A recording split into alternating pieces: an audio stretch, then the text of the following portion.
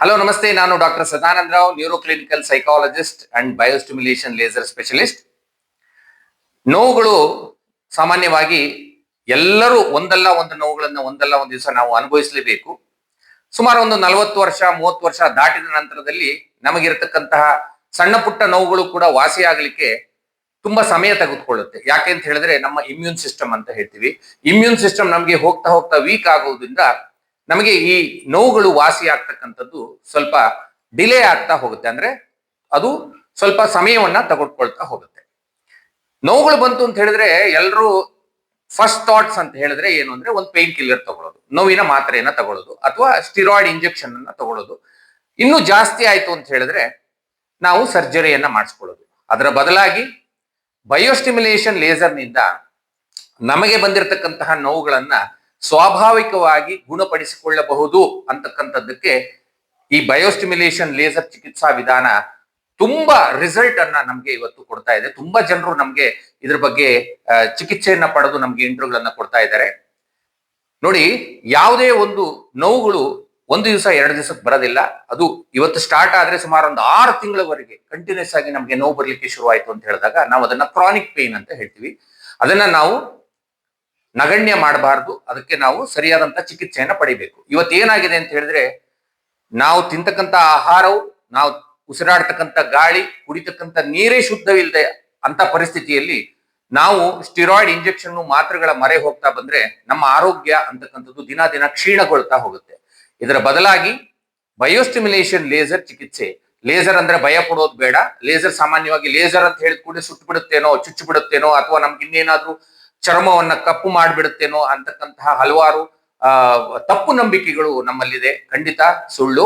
ಇದು physics quantum theory ಅಂತ ಹೇಳ್ತೀವಿ. ಆಲ್ಬರ್ಟ್ ಐನ್ಸ್ಟೀನ್ ಅವರು ಕಂಡಿಡ್ತಕ್ಕಂತಹ ಈ ಲೇಸರ್ ಚಿಕಿತ್ಸಾ ವಿಧಾನ it is equivalent to sunlight ಅಂತ ಹೇಳ್ಬೋದು. ಸೂರ್ಯನ ಕಿರಣಗಳಿಗೆ ಸಮನಾಗಿರ್ತಕ್ಕಂತಹ ಕೆಲವು ಬೆಳಕಿನ ಕಿರಣಗಳನ್ನ ನಾವು ದೇಹದ ಮೇಲೆ ಕೊಡ್ತಾ ಹೋದಾಗ ನಮ್ಮ ಇಮ್ಯೂನ್ ಸಿಸ್ಟಮ್ ತುಂಬಾ ಇಂಪ್ರೂವ್ಮೆಂಟ್ ಆಗುತ್ತೆ.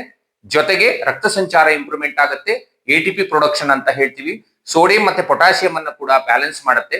ಇದೆಲ್ಲ ಆದಾಗ ನಮಗೆ ನ್ಯಾಚುರಲ್ ಆಗಿ ಹೀಲ್ ಆಗುತ್ತೆ. ಈ ರೀತಿಯಲ್ಲಿ ನಮಗೆ ಹಲವಾರು ಜನ ಚಿಕಿತ್ಸೆಯನ್ನ ಪಡಿತಾರೆ. ಕೆಲವರು ನಮಗೆ ಇಂಟರ್ವ್ಯೂಗಳನ್ನ ಕೊಡ್ತಾರೆ. ಹಾಗೆ ಇವತ್ತಿನ ದಿವಸ ನಮಗೆ ಅವರ ಅನಿಸಿಕೆಯನ್ನ ಹಂಚಿಕೊಳ್ಳಿಕ್ಕೆ ಬಾಲಚಂದ್ರ ಅನ್ನುವರ್ತಕ್ಕಂಥವ್ರು ನಮ್ಮ ಜೊತೆ ಇದ್ದಾರೆ. ಅವರು ಸ್ವಲ್ಪ ದಿವಸಗಳಿಂದ ನಮಗೆ ಶೋಲ್ಡರ್ ಪೈನ್ ನಿಂದ ನರಳ್ತಾ ಇದ್ರು. ಅವರು ತುಂಬಾ ನೋವಿನ ಮಾತ್ರೆಗಳನ್ನ ತಿಂದು ಕಡೆಗೆ ಎಲ್ಲೂ ವಾಸಿ ಆಗ್ಲಿಲ್ಲ ಅಂತ ಹೇಳಿದಾಗ ನಮ್ಮ ಯಾರ್ದೋ ರೆಫರೆನ್ಸ್ ಮೇಲೆ ನಮ್ಮ ಚಿಕಿತ್ಸಾ ಕೇಂದ್ರಕ್ಕೆ ಬಂದು ಚಿಕಿತ್ಸೆಯನ್ನ ಪಡೆದಿದ್ದಾರೆ. ಸುಮಾರು ಅವರಿಗೆ ಒಂದು 27 ಚಿಕಿತ್ಸಾ ಅನ್ನ ನಾವು ಮಾಡಿದೀವಿ. ಈಗ ಸಂಪೂರ್ಣ ಅವರಿಗೆ ವಾಸಿಯಾಗಿದೆ. ಅವರ ಮನೆಯಲ್ಲಿ ಒಂದು ಫಂಕ್ಷನ್ ಇತ್ತು. ಆ ಫಂಕ್ಷನ್ ಅನ್ನು ಕೂಡ ತುಂಬಾ ಸಂತೋಷದಿಂದ ಅಟೆಂಡ್ ಮಾಡಿ ಬಂದಿದ್ದಾರೆ. ಅವರ ಒಪಿನಿಯನ್ ಅನ್ನ ಕೇಳೋಣ. ಅವ್ರ ಹತ್ರ ಏನಾಗಿತ್ತು, ಹಾಗೆ ಅವರ ನೋವು ಯಾವ ತೀವ್ರತೆಯಲ್ಲಿತ್ತು, ಅದು ಹೇಗೆ ವಾಸಿಯಾಗಿದೆ, ಎಷ್ಟು % ವಾಸಿಯಾಗಿದೆ, ಯಾವುದೇ ಔಷಧಿ ಮಾತ್ರೆಗಳಿಲ್ಲದೆ ಅಂತಕ್ಕಂಥದ್ದನ್ನ ಅವ್ರಿಗೆ ನಾವು ಕೇಳ್ತಾ ಹೋಗ್ತೀನಿ. ಮೊದಲನೇದಾಗಿ ಅವರಿಗೆ ವೆಲ್ಕಮ್ ಮಾಡ್ತಾ ಇದ್ದೀನಿ. ನಮಸ್ತೆ ಬಾಲಚಂದ್ರ ಅವರೇ. ನಮಸ್ಕಾರ ಸರ್. ಹೇಳಿ ಬಾಲಚಂದ್ರ ಅವರೇ, ನೀವು ಲೇಸರ್ ಚಿಕಿತ್ಸೆಗೆ ಬಂದ್ರಿ, ಏನ್ ತೊಂದರೆ ಆಗಿತ್ತು ನಿಮ್ಗೆ? ಏನ್ ನೋವಿತ್ತು? ಇದು ಬಹಳ ಈ ಬಲ ತೋಳು ಬಹಳ ನೋವಿತ್ತು. ಬಹಳ ಒಂದು 3-4 ತಿಂಗಳಿಂದ ಬಹಳ ನೋವಿತ್ತು. ಸುಮಾರು 2-3 ಆಸ್ಪತ್ರೆಗಳಲ್ಲೆಲ್ಲ ತೋರಿಸಿದ್ವಿ.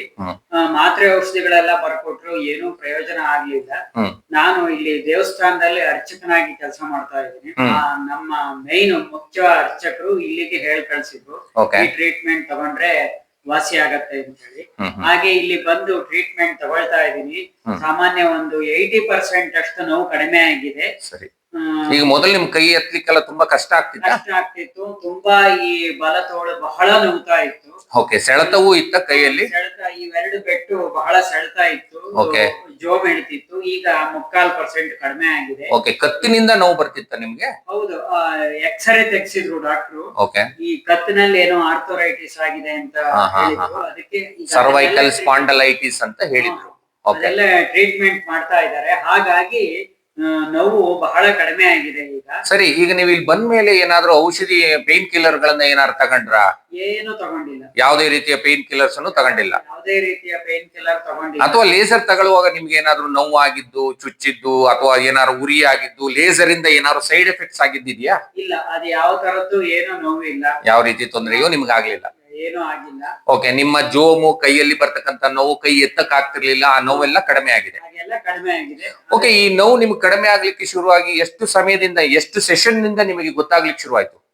ಸಾಮಾನ್ಯ ನನಗೆ 15-16 ಸೆಷನ್ ನಿಂದ ಶುರುವಾಯ್ತು. ಸ್ವಲ್ಪ ನೋವು ಕಡಿಮೆ ಆಗ್ತಿದೆ ಅನ್ನೋ ಒಂದು ಅನುಭವ ಆಯ್ತು. ಈಗ ಒಂದು 75-80% ನೋವು ಕಡಿಮೆ ಆಗಿದೆ. ಓಕೆ, ಎಷ್ಟು ಸುಮಾರು ಸೆಷನ್ ವರೆಗೆ ಆಗಿದೆ ನಿಮ್ಗೊಂದು? ಈಗ ಒಂದು ಇವತ್ತಿಗೆ 28 ಸೆಷನ್. 28 ಸೆಷನ್ ಅಲ್ಲಿ ನಿಮ್ಗೆ ಮೊದ್ಲಿದ್ದ ನೋವು ಎಷ್ಟು ಪರ್ಸೆಂಟೇಜ್ ಕಮ್ಮಿ ಆಗಿದೆ? ಅದೇ ಮೊದ್ಲು ತುಂಬಾ ನೋವಿತ್ತಲ್ಲ, ಈಗ ಅದೇ ಹೇಳಿದ್ನಲ್ಲ 75-80-90ರಷ್ಟು ಕಡಿಮೆ ಆಗಿದೆ. ನಿಮ್ದು ಇನ್ನು ನೋವು ಇಲ್ಲ. ಈಗ ಟ್ರೀಟ್ಮೆಂಟ್ ಇನ್ನು ಮುಗ್ದಿಲ್ಲ? ಮುಗ್ದಿಲ್ಲ, ಇನ್ನು ಸ್ವಲ್ಪ ಟ್ರೀಟ್ಮೆಂಟ್ ನಿಮ್ಗೆ ಬಾಕಿ ಇದೆ, ಫಾಲೋ ಅಪ್ ಇದೆ. ಓಕೆ, ಈ ಲೇಸರ್ ಚಿಕಿತ್ಸೆ ಬಗ್ಗೆ ನೀವೇನ್ ಹೇಳ್ತೀರಿ ಜನಕ್ಕೆ? ತುಂಬಾ ಒಳ್ಳೇದು. ಜನಕ್ಕೆ ನಾನು ಹೇಳೋದಾದ್ರೆ, ಯಾವುದೇ ತೊಂದ್ರೆ ನೋವುಗಳಿದ್ರು ಲೇಸರ್ ಟ್ರೀಟ್ಮೆಂಟ್ ತಗೊಳ್ಳೋದು ಒಳ್ಳೇದು. ಲೇಸರ್ ಟ್ರೀಟ್ಮೆಂಟ್ ತುಂಬಾ ಒಳ್ಳೇದು ಇದು. ಯಾಕೆಂದ್ರೆ ಔಷಧಿ ಮಾತ್ರೆಗಳಿಲ್ಲ, ಒಳಗಡೆ ಆರ್ಗನ್ ಎಲ್ಲ ಇದು ಮಾಡುತ್ತೆ, ಏನು ಸರ್ಕ್ಯುಲೇಷನ್ ಅನ್ನು ಇಂಪ್ರೂವ್ಮೆಂಟ್ ಮಾಡುತ್ತೆ, ಇಮ್ಯೂನ್ ಸಿಸ್ಟಮ್ ಅನ್ನು. ಈ ಇಂಗ್ಲಿಷ್ ಔಷಧಿ ತರ ಇದು ಮಾಡಲ್ಲ, ತೊಂದರೆ ಮಾಡೋದಿಲ್ಲ. ಅಂದ್ರೆ ತಾತ್ಕಾಲಿಕವಾಗಿ ನೋವನ್ನ ಮರೆಸೋದು ಬದಲು ನಿಮಗೆ ಶಾಶ್ವತವಾಗಿ ಪರಿಹಾರ ಕೊಡುತ್ತೆ ಇದು ಲೇಸರ್ ಟ್ರೀಟ್ಮೆಂಟ್. ಅದು ನಿಮಗೆ ಗೊತ್ತಾಯ್ತು ಇವಾಗ? ಖಂಡಿತವಾಗ್ಲೂ ಗೊತ್ತಾಯ್ತು. ನಾನು ಜನಗಳಲ್ಲಿ ಅದೇ ವಿನಂತಿ ಮಾಡ್ತೀನಿ, ಏನೇ ನೋವುಗಳು ಬಂದ್ರು ಇಲ್ಲಿ ಬಂದು ಕಾಂಟ್ಯಾಕ್ಟ್ ಮಾಡಿ ಅಂತ ಹೇಳಿ ಜನಗಳಲ್ಲಿ ನಾನು ಹೇಳ್ತೀನಿ. ಓಕೆ, ನಮಸ್ತೆ, ಧನ್ಯವಾದಗಳು ಬಾಲಚಂದ್ರ ಅವರೇ. ನಮಸ್ತೆ ಡಾಕ್ಟರ್.